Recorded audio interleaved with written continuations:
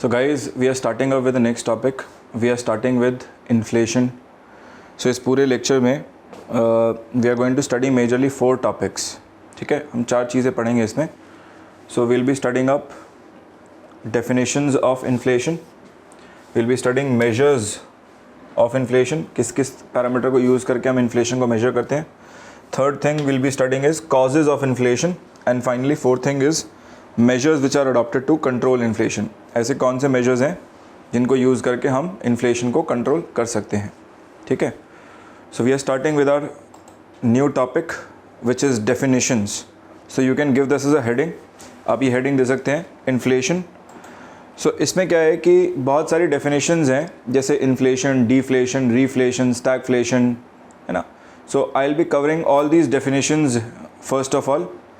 Once I am done with definitions, एक बार आपको basic crux समझ में आ गया कि definition ये है, then we can move forward to measurement part.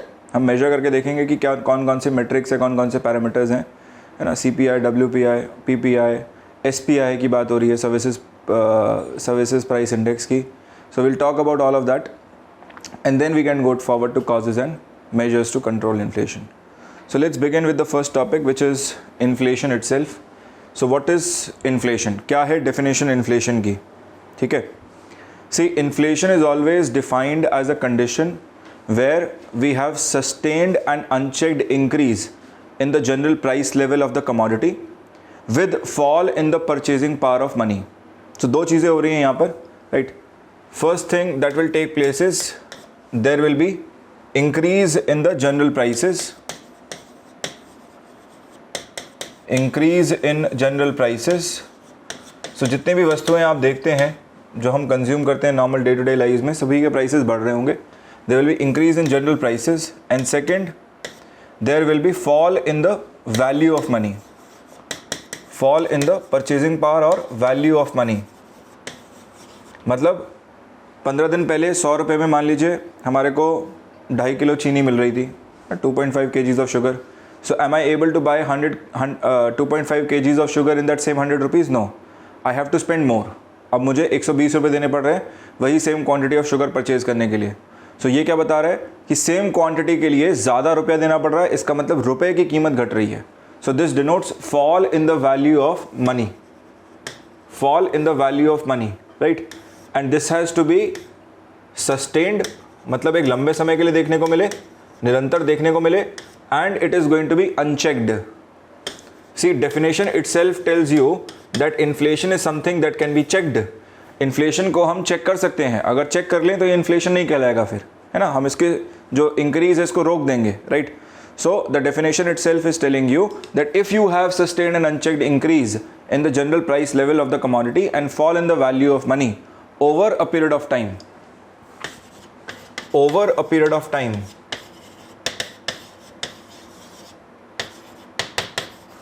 then the phenomena is called inflation.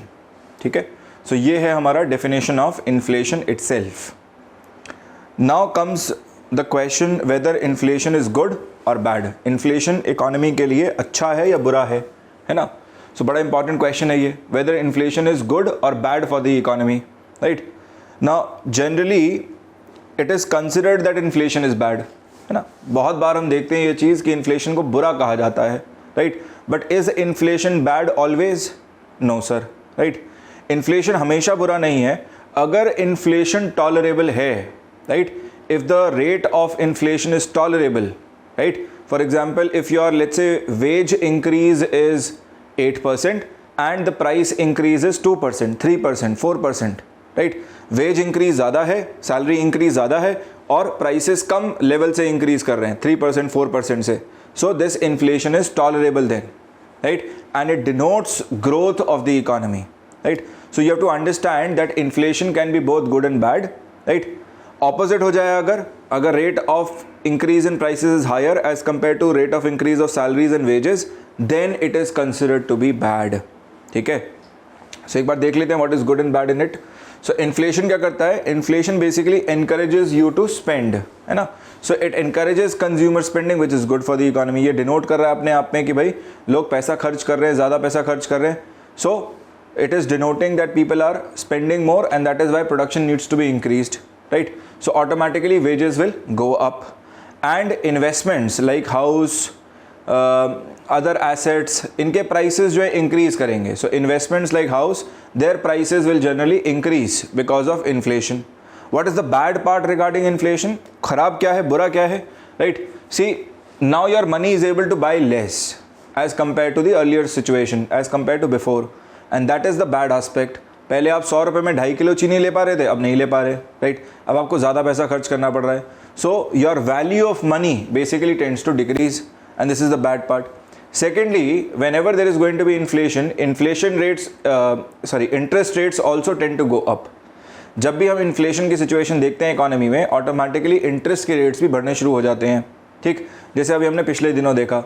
So since past 3-4 months we saw that prices in the market were increasing, and that is why RBI decided to increase repo rate.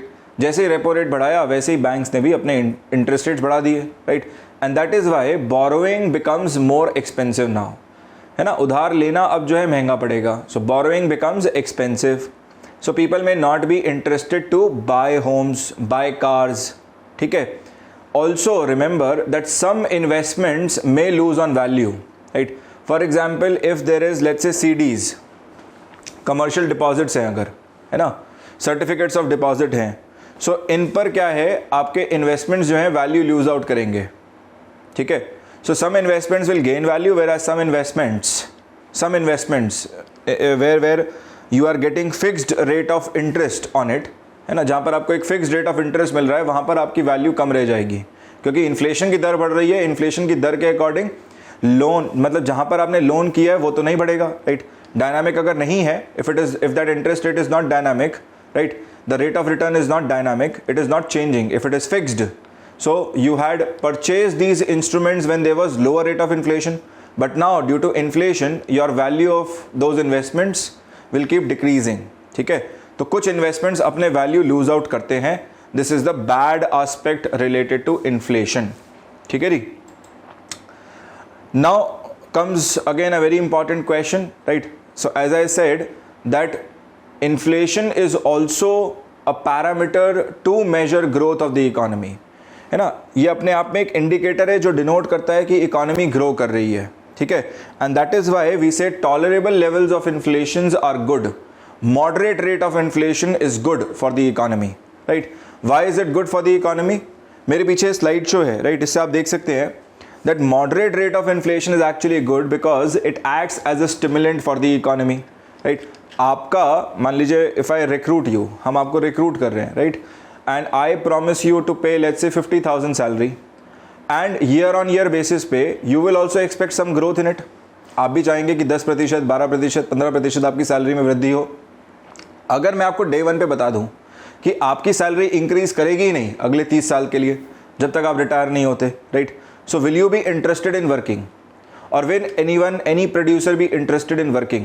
तो क्या कोई भी producer ये risk लेगा अगर उसे पता चल जाए कि उसकी कीमत, उसकी वस्तुओं की कीमत जो है बढ़ेगी ही नहीं, right? So automatically you can understand that if there is increase in prices, it will also act as a stimulant for the producers to produce more. Thereby it will act as a stimulant for the economy by giving it some momentum, ठीक है? तो इससे production भी increase होता है. So as we start spending more, it will increase the profit margins of the business, the profitability of the business, who will then start hiring more people, and they will start increasing the salaries of the existing employees, right? And they are more likely to expand. They are more likely to set up more machinery, more factories, expand, and thereby increase their production itself. So इस तरीके से भी ये good है, right? And thereby we can say it acts as an incentive for the consumers also. क्योंकि at the end of the day every worker, every consumer is also a producer in itself, right? Every producer is a consumer and every consumer is also a producer. So ये तो vice versa है ना. For example, I am a producer of services, but when I go back home I am also consuming various services. मैं internet consume कर रहा हूँ, है ना, मैंने लैपटॉप परचेज किया, मैं इंटरनेट सर्विसेज, मैं टीवी सर्विसेज ले रहा हूँ, ब्रॉडबैंड सर्विसेज ले रहा हूँ, है ना, स्टेशनरी परचेज कर रहा हूँ. So I am also consumer at the end of the day, right? So ये क्या करेगा, जब आपकी वेजेस बढ़ेंगी as a producer, as a worker, आपकी वेजेस या सैलरी या प्रॉफिट मार्जिन बढ़ रहे हैं. So as a consumer what will you do? This will act as a stimulant for you to spend more in the market, right? So it acts as an incentive for the consumers to spend more, businesses to invest more, wages to increase, and employment to expand, thereby helping the economy to grow also. But remember, I am talking about moderate rate of inflation and not very high rates of inflation. ठीक है, तो इसमें ये condition attached है, इसके ऊपर ये star automatically है कि इन्फ्लेशन की दर जो है बहुत ज़्यादा नहीं हो सकती, 10% 12% जो है वो क्या करेगी, it is going to be problematic for the poorest of the poor. जो पुअर है इकोनॉमी में वो सफ़र करेगा इन्फ्लेशन में. ठीक है, तो आप एक बात याद रखिए कि इन्फ्लेशन की दर इतनी अधिक नहीं होनी चाहिए, कम रहनी चाहिए. कम रहेगी तो ठीक है, right. So moderate rate of inflation, tolerable level of inflation is actually good. But if the rate of inflation rises, let's say 12%, 14%, 15%, then it is definitely bad for the economy. फिर वो definitely ख़राब है. ठीक है, फिर उसमें कोई दो राय नहीं है. So guys, next we come to the second definition, which is deflation. ठीक है, deflation, DE है ये inflation का बिल्कुल opposite है. ठीक है, so you can remember it as opposite of inflation.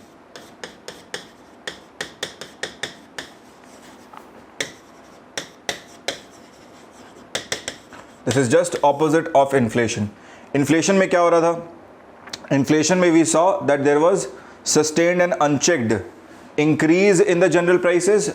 यहाँ पर क्या होगा? There will be decrease in general prices. There will be sustained and unchecked decrease in general prices. Right? Secondly, there is going to be increase in the value of money. There is going to be increase in the value or purchasing power of money. And both of these things are going to be sustained and unchecked again. Sustained and unchecked. And both these things are happening over a period of time. 3 महीना 6 महीना. ठीक है, दो चीज़ें हो रही हैं, right. So what is happening here? First of all we can see that the prices of commodities in the market, they are decreasing. Secondly, the value of money, the purchasing power of currency is actually increasing, right. So देखने में तो अच्छा लग रहा है कि भाई चीज़ों के दाम जो हैं वो घट रहे हैं, है ना, और अब मनी की वैल्यू में बढ़ोतरी हो रही है. We can buy more with the same amount of money. Yes और no, right. So at the very first glance this may look to be actually good for the economy. आपको देखने में लगे शायद कि अच्छा हो, राइट. पर आप समझिए कि आप क्या कर रहे हैं, आप केवल और केवल कंज्यूमर के व्यू पॉइंट से देख रहे हैं. You are looking at this entire situation from consumer view point. Think from the view point of producer. If you think from the viewpoint of producer that his goods are not fetching the same level of prices, they are actually declining day by day, and right, you are also witnessing that the consumer is able to buy more with lesser money now, है ना, या same money के साथ वो ज़्यादा purchase कर पा रहा है. इसका मतलब प्रॉफिट मार्जिन रिड्यूस होंगे. So if understand this from producers perspective, if profit margins are declining, so as a producer will you be willing to produce more? Will you be willing to produce at all at times? Right? The answer is going to be no. अगर ऐसी situation हो रही है तो एक producer शायद production करने की स्थिति में ही ना हो, राइट, वो इंडल्ज ही ना करना चाहे, and that is why he will start cutting down on production. So this automatically starts resulting in lowering of production in the economy. Production in the economy, production जो है वो घटना शुरू कर देगा. और प्रोडक्शन को घटाने के लिए क्या किया जाएगा? People will be fired left and right, right, firing होगी, which means unemployment will tend to increase here. Unemployment will automatically tend to increase here. So remember, right, deflation में क्या होता है, right, this is usually accompanied with a third aspect, that unemployment levels start rising. ये दो चीजें हो ही रही हैं, right. We find that there is decrease in general prices of commodities and there is increase in the value or purchasing power of money, and this is also accompanied by increase in unemployment levels, right? Job creation कम हो जाएगा. So this, by looking at this aspect, I can say it is definitely bad, ये देख के तो समझ में आ रहा है कि भाई लोगों के पास नौकरियां नहीं रहेंगी, जॉब्स ही नहीं रहेंगी, तो परचेजिंग पावर कैसा, right? People will not be able to have salaries, they will not be able to have wages and thereby they will not be able to consume, consumption तो बढ़ेगा नहीं, right? So automatically you can understand that deflation is a situation which is always bad. Deflation एक ऐसी condition है जो हर condition में खराब ही है, कहीं पर भी हो दुनिया में, right? Any country which faces this kind of a situation, it is always going to be bad, never good for the economy. ये हो ही नहीं सकता good, right? It is always going to be bad. ठीक है ना? And prolonged periods of deflation, right अगर बहुत लंबे समय के लिए खिंच जाए तो क्या होगा, this will start resulting in depression. आपको याद होगा global depression of 1929, right? So if money supply tends to decrease, government spending decreases, consumer demand decreases, business investment decreases, ये सब कुछ घटे, इसका मतलब क्या है, overall demand is decreasing. Now as this decreases, deflation is a direct result of this. Deflation होगा ही होगा, राइट? अब जब ये लंबे समय के लिए खिंचेगा, right, if it extends for let's say 8 months, 9 months, 1 year, 1.5 year, 2 year, now this will be called as depression. ठीक है? ग्लोबल डिप्रेशन का मतलब ये है कि पूरी दुनिया में हालत हो गई थी. यूएस, राइट, उस समय क्या था, हम तो थर्ड वर्ल्ड थे, right? So first world US, UK हो गया, सेकेंड वर्ल्ड यूएस हो गया, हम थर्ड वर्ल्ड कंट्रीज थे, हमें तो काउंट होता ही नहीं था, राइट? सो फर्स्ट और सेकेंड वर्ल्ड दोनों जो हैं, मतलब UK and US, right, Europe and US, in both these worlds there was a period of deflation in the economy. People were losing out on their jobs, productions were not increasing, production was declining, and that is why this was called as global depression of 1929. ठीक है? सो आपको ये aspect याद रखना है कि deflation जो है किसी भी सिचुएशन में हो, कहीं पर भी हो, ये हमेशा ही बुरा है, इट इज नेवर गुड. ठीक है? Next I take you to third term. चलते तीसरे टर्म की ओर. सो हमारा तीसरा टर्म है रीफ्लेशन, REFLATION, रीफ्लेशन, है ना? नाम देख के ही समझ में आ रहा है कि रिफ्लेट किया जा रहा है. आपने देखा होगा आपकी बाइसिकल बचपन में ना, बाइसिकल का टायर डिफ्लेट हो जाता था, हवा निकल जाती थी, तो हम क्या कराते थे, we used to take it to the pump, right? He used to fit that cycle pump and he used to pump air in it. वो क्या करता है, रीफ्लेट कर रहा है टायर को, right? He is reflating the tyre. Similarly in the economy also, if an economy starts passing through a period of slowdown, through a period of, let's say, stagnation, then a deliberate policy may be adopted by the government as well as the central bank to reflate the economy up, right? So you can say reflation is a deliberate move, deliberate policy adopted by governments at time when the economy may be passing through a period of slowdown or stagnation or recession, by increasing the money supply in the economy so as to increase aggregate demand, right? और increase करने के लिए क्या करेगी, right? एक तरफ तो money supply बढ़ाएंगे by lowering the interest rates, by lowering the policy repo rate, right? On the other hand, ये तो मॉनेटरी मेजर हो गया, expansionary monetary policy. On the other hand, government may reduce down on tax rates, so taxes को कम कर देगा, and government may also increase its spending, which is nothing but expansionary fiscal policy. Expansionary fiscal policy. So government may reduce its taxes and it may increase its expenditure. Government may increase its expenditure.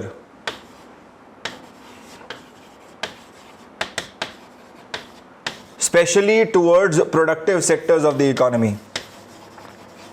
Especially towards productive sectors of the economy. जैसे कि road हो गया, right? Roads का construction कराना शुरू कर देगा. क्यों करा रहा है? Because when government decides to build up roads, it will give this to companies.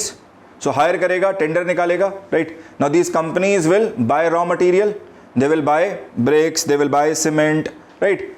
All kinds of things, and then they will also hire people to build up these roads. They will also bring in machinery. Yes और no, right? तो automatically आप देख सकते हैं कि यहाँ से क्या हो रहा है, एग्रीगेट डिमांड इंक्रीज करेगा. सो यहाँ से जॉब क्रिएशन भी होता है और डिमांड कंपोनेंट भी इंक्रीज करता है, राइट? डबल फोर्स से इंक्रीज करेगा, डबल फोर्स से इकोनॉमी जो है रिजुविनेट करेगी. एक तो सरकार के खर्चा करने से मनी सप्लाई इंक्रीज कर रहा है, और secondly people who will get jobs, their consumption levels will also tend to increase here. ठीक है? So reflation is a deliberate policy where government may decide to follow an expansionary fiscal policy by reducing down its taxes and increasing government expenditure towards productive sectors of the economy like roads, bridges, highways, right, expressways. ये सब बनाना शुरू कर देगा सरकार, government buildings at times, right, so as to create jobs, so as to push more money into the economy, right. Thereby the objective is to bring the economy back on its growing path. ठीक है. So कई बार ये reflation की policy adopt की जाती है, जैसे कि हम 2020 के लिए कह सकते हैं या 19 के लिए कह सकते हैं. ठीक है. That in 2019 government had started to follow a policy of reflation. ठीक है जी. Next guys, I take you to this term called as recession. Right. Recession क्या है? What is recession in an economy? So I'm sure you have heard of it. हमने global recession देखा था, right. 2020 से भी हम रिसेशन देख रहे हैं and still the economic crisis is not yet over. We are witnessing that because of war situation also there is recession. Ukraine Russia war की वजह से भी रिसेशन है. तो ये बार बार ये टर्म रिसेशन देखने को मिलता है, लेकिन ये रिसेशन है क्या? What is recession exactly? So recession is a type of condition when in a country the general prices of commodity decreases. समझना, एक तरफ क्या हो रहा है, general prices of commodities in the market is decreasing, ये घट रहा है. ठीक. Second, purchasing power of currency will increase, या वैल्यू ऑफ करेंसी या purchasing power of currency will increase.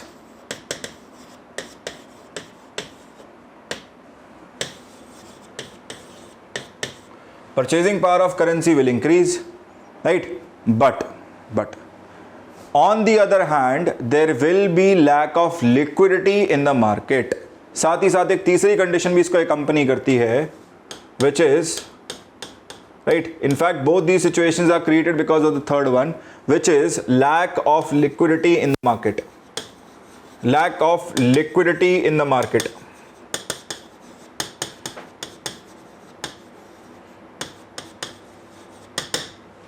Lack of liquidity in the market, right? And if these three they get combined together, then it is called as recession. ये तीनों condition जब साथ साथ simultaneously चले तो आप इसे रिसेशन की सिचुएशन कह सकते हैं. रिसेशन आता कैसे है, राइट? सो जनरली क्या होता है, recession may begin from a sector, right, 1 or 2 sectors, and then it may traverse through other sectors also. ये 1-2 सेक्टर से शुरुआत होती है और फिर ये बाकी सारे सेक्टर्स को इम्पैक्ट करता चला जाएगा. ठीक है. जैसे मैं इसका आपको बहुत बेहतरीन एग्जांपल देता हूँ. Let me give you a very good example of this. So let's say there is I mean let's consider real estate sector. ठीक है. Let's consider real estate sector. So real estate sector में क्या हो रहा है, real estate sector में we find that there is huge number of let's say apartments that have been built up by the different set of builders in an area. बहुत सारे builders ने मिलकर बहुत सारे फ्लैट्स बना दिए यहाँ पर. ठीक. अब कंज्यूमर जो है वो खरीदना तो चाहता है, but he is also looking at decreasing prices of flats. वो क्या देख रहा है कि इन अपार्टमेंट्स, इन फ्लैट्स की जो प्राइसेस हैं वो फ्लक्चुएट कर रहे हैं और वो नीचे की ओर आ रहे हैं, राइट?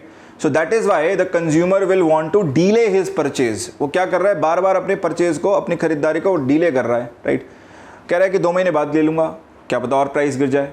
6 महीने बाद खरीद लूंगा, क्या पता और प्राइस गिर जाए, right? So he is waiting for that opportune moment for the prices to decrease. Now because of his delayment, what happens is there is lack of liquidity. Liquidity आ नहीं रही है मार्केट में, right? And that is why you will find that the prices will keep decreasing and purchasing power still keeps increasing. Now please understand what happens because of this. मान लीजिए अगर हम घर ही ना खरीदें, right? लोग घर ही ना खरीदें, अपार्टमेंट ना खरीदें, फ्लैट ना खरीदें, so will they take loans from the bank? Bank से लोन नहीं लेंगे, राइट? बैंक से लोन नहीं लेंगे तो बैंक की प्रॉफिटेबिलिटी इफेक्ट होगी. बैंक के जो मेजर्स लगा के रखता है, बैंक जो स्कीम्स लगा के रखता है, जो कोशिश करता है कि हायर इंटरेस्ट पे डिपॉजिटर्स को हायर इंटरेस्ट रेट्स दूं, राइट, असेट क्रिएशन करूं, that will not take place. So banking sector will start to shrink, वो नीचे आना शुरू कर देगा, right. Insurance sector which works in tandem, right, insurance भी कराते हैं ना हम, जब हम लोन लेते हैं तो हम पूरा उसका इंश्योरेंस करा देते हैं कि मान लीजिए हमें कुछ हो जाए, है ना, जिसने उधार लिया उसको कुछ हो जाए तो बैंक को सीधा इंश्योरेंस कंपनी पे कर दे, तो इंश्योरेंस कंपनी भी नहीं काम कर पाएगी, right. They will also not be able to intervene, they will also not be able to provide services, they will also not be able to charge. तो इंश्योरेंस भी नीचे, सेक्टर डाउन, राइट। सो आप देख सकते हैं कि रियल एस्टेट से शुरू हुआ, बैंकिंग में गया, इंश्योरेंस में गया, एंड इट में continue forward, right. So the sectors of the economy which are mostly affected during the recessionary phase, these are real estate, insurance, banking, IT sector, automobile sector at times, right. Automobile का बहुत बेहतरीन example है, आपको याद होगा कुछ साल पहले, right, a few years back government decided that we are going to jump straight away from BS4 norms to BS6 norms, है ना। आपने सुना होगा ये बात कि हम सीधा भारत स्टेज 4 से भारत स्टेज 6 पे चले जाएंगे, भारत स्टेज 5 को हम स्किप कर जाएंगे, right. So in that intermittent period, वो जो 6-7 महीने थे, right, automobile companies they were trying to sell off their old inventories, the current inventories, right. उनके पास जितना ही पुराना स्टॉक है वो सारा क्लियर करने की कोशिश कर रहे हैं, plus they are also trying to upgrade their infrastructure to purchase BS6 compliant vehicles. उसके लिए क्या करना पड़ेगा, इंफ्रास्ट्रक्चर के लिए इन्वेस्ट करना पड़ेगा, राइट। सो एक तरफ से पॉकेट पे खर्चा हो रहा है और दूसरी तरफ इस इन्वेंट्री को, जो करंट प्रोडक्शन है, इसको क्लियर आउट कर रहे हैं, right. But look at from the consumers view point, मैं मान लीजिए अगर गाड़ी खरीदना चाहता हूं, राइट, और मुझे पता लग रहा है कि भाई आने वाले 1 अप्रैल से, right, there is going to be BS6 vehicle in the market, will I try and buy BS4 vehicle now? क्या मैं BS4 व्हीकल खरीदने जाऊंगा? ऑब्वियसली नहीं। You can understand this very easily, right. So consumers may delay their purchase, as they start delaying their purchases, automatically banking sector is not able to give away loans, so उनकी profitability नीचे, insurance sector नहीं आएगा, right. So it will start affecting other sectors also. Now the company which has invested a lot of money, automobile companies जिन्होंने invest कर दिया है BS6 vehicles बनाने के लिए, राइट, उन्हें भी दिक्कत आएगी, they are also not able to clear away their stocks, right. So when it comes to production of BS6 vehicles, they will not buy raw materials, right. वो रॉ मटेरियल खरीदने ही नहीं जाएंगे या परेशानी दिक्कत फेस करेंगे रॉ मटेरियल खरीदने में, right. So it will start affecting steel sector, it में स्टार्ट अफेक्टिंग इलेक्ट्रॉनिक सेक्टर। तो ये रिसेशनरी क्या है, रिसेशन के टाइम में क्या है, ये अनसर्टेनिटी से शुरू होता है, right, and it may result into not just one but multiple sectors coming into its fold, okay. So आप इसको याद रखना रिसेशन को, this is very important again. So let me show this through a diagram also कि recession है क्या exactly. सो recession में क्या हो रहा है, unemployment rate increases, unemployment rate बढ़ जाता है, कंजम्पशन और consumers purchases decrease, businesses they may go bankrupt, right, people may tend to lose their homes, young people will not be able to get good jobs after colleges, after schools, ठीक है। सो ये सब कुछ combine हो जा रहा है एक में, and this is resulting into a situation of recession in the economy, ठीक है ना। Next term that I have is your disinflation, ठीक है। जो अगला टर्म है हमारे पास वो है डिसइन्फ्लेशन। डिसइन्फ्लेशन क्या है, राइट, प्लीज रिमेंबर ये बहुत अलग है, this is very different from डीफ्लेशन that I taught you, ठीक है। सो डीफ्लेशन अलग है, डिसइन्फ्लेशन अलग है। डिसइन्फ्लेशन में rate of inflation starts to decrease, the rate of inflation starts to decrease. So rate of inflation पहले था 8%, अब घट के 6%, घट के 3%, घटते घटते 1% पे आ गया। सो क्या कहूं, that economy is witnessing disinflation.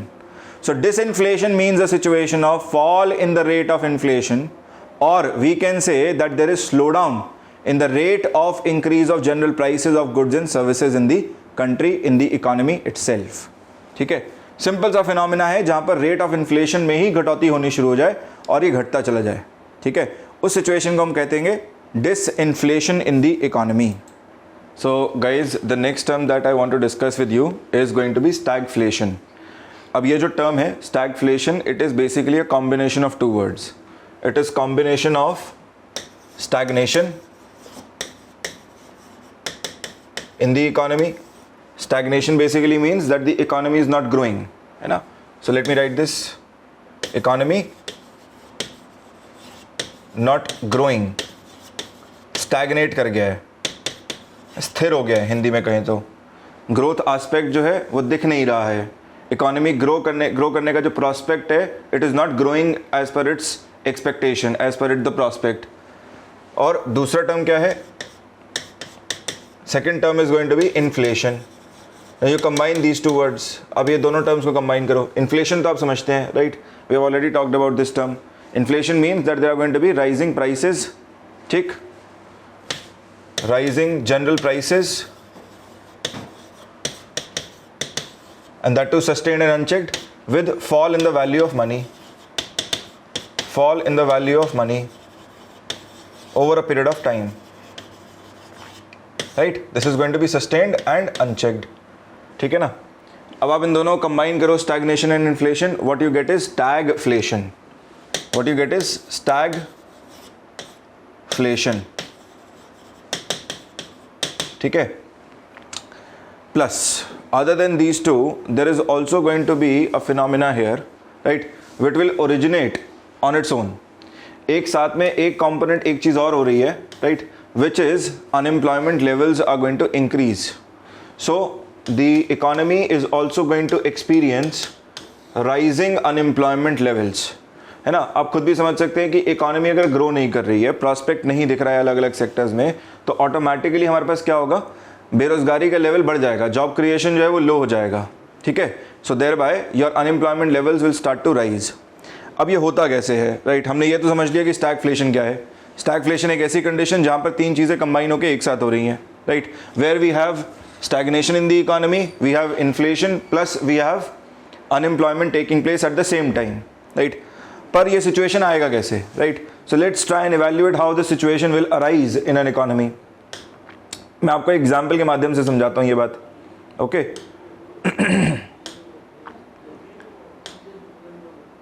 Now remember, this particular topic is also a bit important because in Indian economy context we have seen a lot of times, you will hear this word a lot of times with respect to our own economy also. आप अपनी भारतीय अर्थव्यवस्था के respect में भी इस term को बार बार कई बार आपको सुनने को मिलेगा, देखने को मिलेगा, राइट। सो मैं इंडियन इकोनॉमी के कॉन्टेक्स्ट से ही एग्जाम्पल पिक करता हूँ। I will give you two examples, so carefully listen to this. सबसे पहले आते हैं एग्जाम्पल नंबर 1 पर, ठीक है। मान लीजिए हमारी इकोनॉमी में, right, there is heavy demand for crude, जो कि है ऑब्वियसली, राइट, और डोमेस्टिक प्रोडक्शन हमारा क्रूड का है नहीं, right, which means we are majorly importing crude. Now suddenly the prices of crude globally tend to increase. क्या हो रहा है, प्राइसेस जो हैं वो बढ़ जा रहे हैं, right. The prices of crude suddenly in the global context, international prices जो हैं वो बढ़ गए, ठीक। Now the moment international prices increase, what will happen, right, import करना महंगा हो जाएगा, right. So imports become costlier, imports become costlier, fine. Now imports have become costlier, we understand this aspect, ठीक। सो मान लीजिए एक oil, crude oil importing company है जो कि इंपोर्ट करती है और फिर उसे रिफाइन करती है ऑयल को, राइट, और उसमें से क्या निकालती है, पेट्रोल, डीजल, है ना, and other kinds of aviation fuel etcetera etcetera. So let's say I have one company XYZ, now they will particularly look at this situation and they will feel that the crude oil, right, the commodity, input commodity is becoming costlier. So what are they going to do? I mean they have no other option but to reduce down their import, right? So ये क्या करेंगे, अपना importing commodity reduce कर देंगे, अपना demand का component lower down कर देंगे, right? अब ये जैसे ही demand lower down करेंगे क्या होगा, इस particular sector में, right, जो output है इस particular sector का वो कम हो जाएगा। So this will start to decrease, मतलब petrol, diesel, aviation fuel, right, aviation turbine fuel, ATF कहते हैं इसे हम, ठीक। सो ये सबका आउटपुट जो है वो कम हो गया है, and correspondingly the prices of all these commodities will also start to increase. Price भी बढ़ रहा है, आउटपुट घट रहा है ना। साथ ही साथ because they are importing less, so refinery is not going to create much jobs.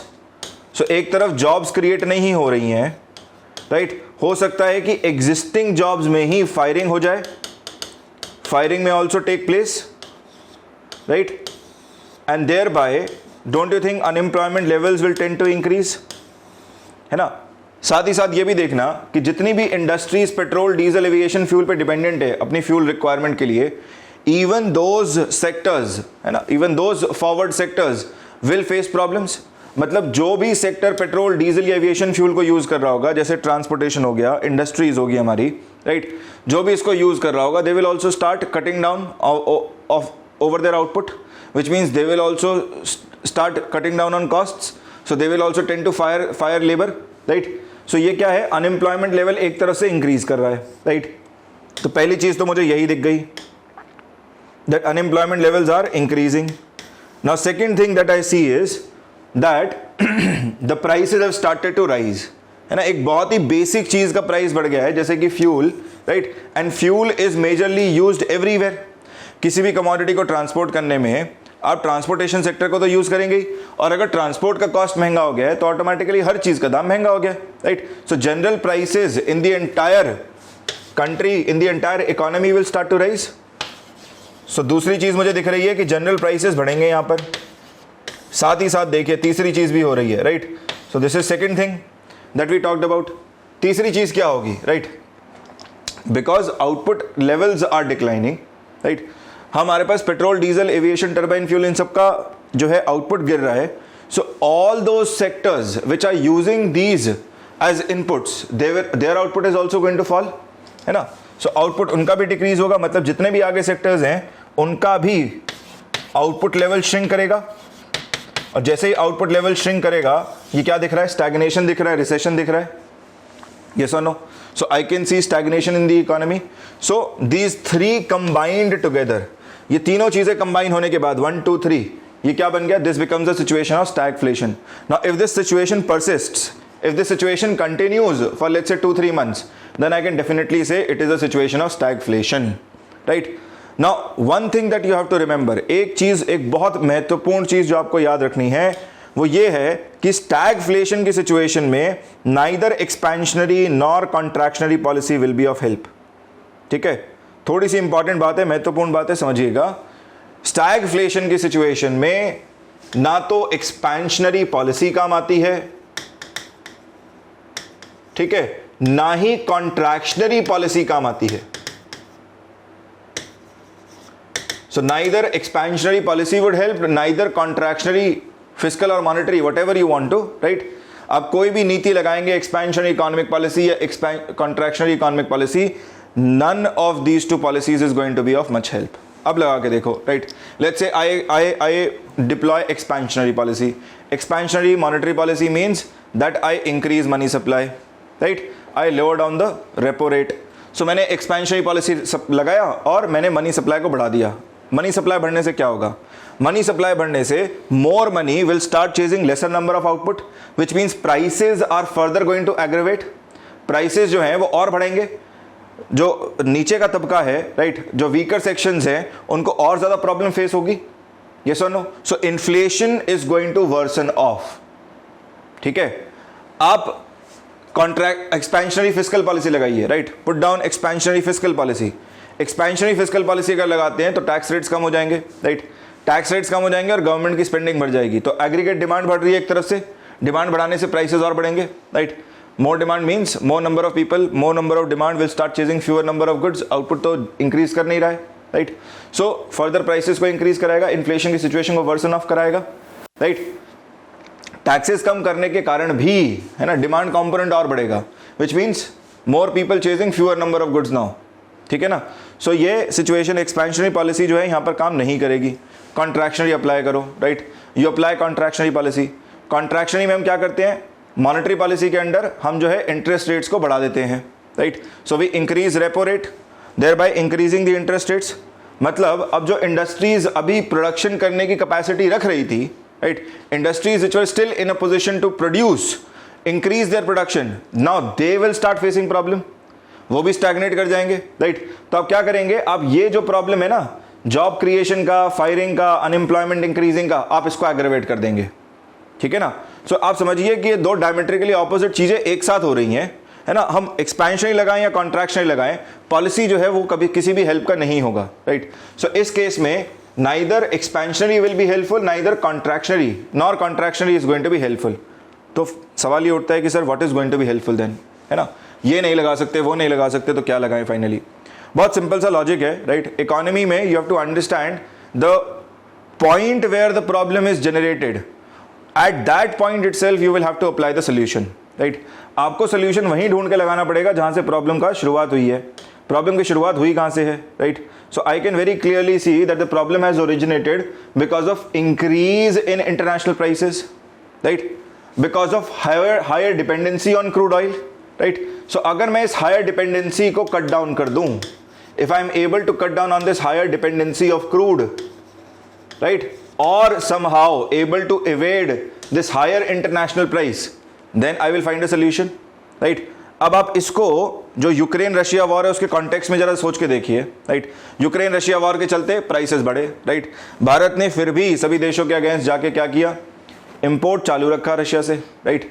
तो हम यही कर रहे हैं, we are trying to evade this, right? So we understand that international prices are rising, thereby India has agreed that India is going to trade with Russia and thereby import crude, right? और अब तो रुपये में कर पा रहे हैं, तो उससे बेहतर तो चीज़ ही नहीं, right? So you have to understand this, ठीक है? अगर पॉसिबल हो तो इस डिपेंडेंसी को तोड़ दें, राइट? कम कर दें। India is also doing this, so you must have seen over the period of time India is looking to alternate technologies, biofuels की तरफ हम देख रहे हैं। We are also looking towards hydrogen fuel cells, right? So ये क्या है, ये सारी ऑल्टरनेट टेक्नोलॉजीज ही यूटिलाइज करके हम फाइनली इसका सोल्यूशन निकाल सकते हैं, otherwise there is no solution as such, ठीक है? So please remember this. So ये तो हुआ हमारा पहला example, first example. So guys let's look at example number 2।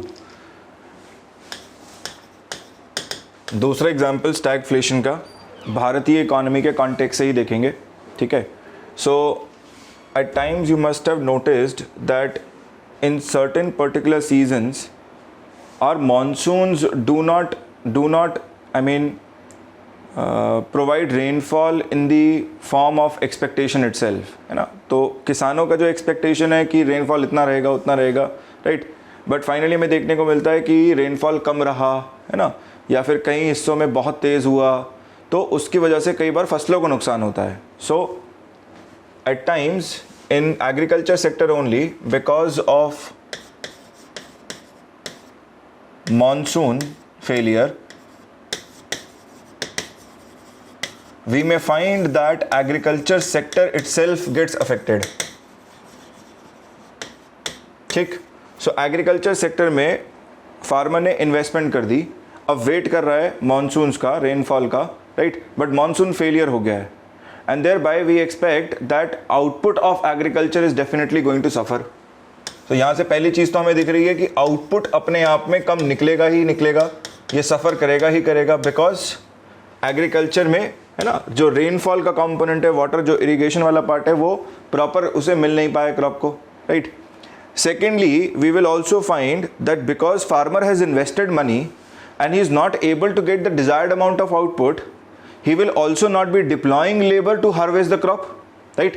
तो 2-3 महीने बाद जो ये हार्वेस्ट करने के लिए बाहर से लोगों को लेके आता, जॉब एम्प्लॉयमेंट होता, राइट, डेली बेसिस पे, वो भी नहीं होगा, डेली वेज लेबरर्स जो आते, right? So that will also not take place.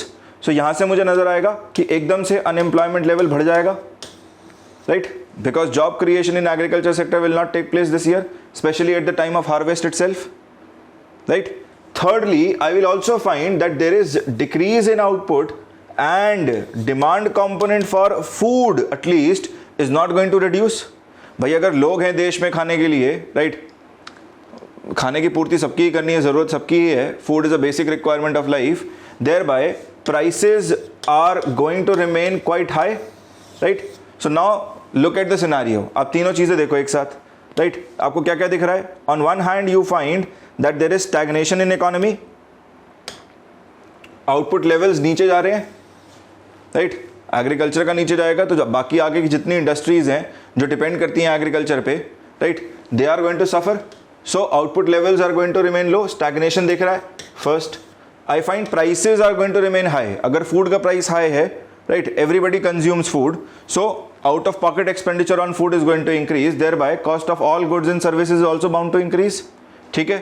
So prices भी बढ़ गए, सेकेंड चीज नजर आई। And third, I also find that there is unemployment in the economy, right? So combination of this together will be called as stagflation. Inflation देख रहे हैं, लो GDP देख रहे हैं, राइट, और हायर रेट ऑफ अनएम्प्लॉयमेंट देख रहे हैं, रिसेशन नज़र आ रहा है, राइट, एक तरह से. Now if I apply expansionary और contractionary policy here, it will be of no use. आप एक्सपेंशनरी लगाओ या कॉन्ट्रैक्शनरी पॉलिसी लगाओ, उसका कोई भी जो है उससे सोल्यूशन नहीं निकल पाएगा, राइट. सोल्यूशन कहाँ से निकलेगा? Solution will be at the point where the problem has been generated, which is monsoon failure. ये बता रहा है that our agriculture sector is heavily dependent on monsoons for irrigation. So if I am able to bypass this, if I am able to find some alternative for this, maybe that is going to be a solution to the problem itself, right. तो एक and पर क्या करें, monsoon को replace करने के लिए alternate forms of irrigation को एक्सप्लोर करें, ऑल्टरनेट फॉर्म्स ऑफ इरिगेशन, और फार्मर्स तक इसको अवेलेबल कराएं, राइट. जैसे कैनाल बनाया, राइट, स्प्रिंकलर इरिगेशन को इंट्रोड्यूस किया, ड्रिप इरिगेशन को इंट्रोड्यूस किया, right. So all these alternate forms of irrigation will have to be built, but this is going to be a time taking process. इसमें लगेगा sir समय, है ना. अभी प्रॉब्लम हुआ, अभी सोल्यूशन तो नहीं निकल सकता, ठीक. दूसरे एंड पर आउटपुट में कमी है, thereby we need to supplement this output also. आपको कहीं ना कहीं से आउटपुट इसकी पूर्ति करनी पड़ेगी, राइट. सो आप क्या करेंगे, आप अपना इंपोर्ट का कंपोनेंट खोल देंगे. So you import grains from outside so that whatever amount is required, whatever amount of grains are demanded in the economy, at least they are fulfilled. जैसे ही आप इंपोर्ट अलाउ करेंगे, प्राइसेस अपने आप stabilise हो जाएगा, ठीक है. तो आप समझना कि प्रॉब्लम जो है इकोनॉमी में, जहां जिस जगह पे प्रॉब्लम लग रही है, जिस जगह पे प्रॉब्लम आ रही है, वहीं से सोल्यूशन खोजा जाएगा, राइट. ऑलवेज एक्सपेंशनरी और contractionary policy may not be of help. Okay, so remember this. Now I take you back to stagflation only, right. तो जैसा मैंने बताया था आपको, इसमें अलग अलग कंपोनेंट्स रहते हैं. क्या रहता है? So the very first component that you see here is inflation. Second, lower GDP which is stagnation and higher rate of unemployment. इसके साथ साथ और भी चीजें देखने को मिल सकती हैं. लोअर जीडीपी के कारण जितने भी आगे सेक्टर्स डिपेंडेंट होंगे, right, backward and forward linkages में जितने भी सेक्टर्स लाई कर रहे होंगे, even they may face recessionary activities, right. And this may also be seen. आपको यह भी देखने को मिल सकता है कि सरकार की स्कीमें लगी हैं, राइट, लेकिन इंप्लीमेंटेशन अच्छा नहीं हुआ है. सरकार की नीति तो एग्जिस्ट करती है, there may be a government policy in that particular arena, in that particular sector, but it has not been able to provide the desired result yet. ठीक है, इसका मतलब इसमें भी सुधार करने की आवश्यकता है. ठीक है, सो ये कुछ कंपोनेंट्स आपको समझने हैं, you have to understand this. ठीक है, आपने समझ लिया कि क्या हो रहा है, दो चीजें हो रही हैं. There is inflation taking place and there is stagnation taking place simultaneously with unemployment also increasing. So guys, next term that I want to discuss with you is galloping or hyperinflation. Galloping or hyperinflation. वैसे तो दोनों terms similar सी ही हैं, right? The similarity between both these terms is that in galloping or hyperinflation, the rate of inflation is going to be too high. आपका जो rate of inflation होगा वो बहुत ज़्यादा होगा. Rate of inflation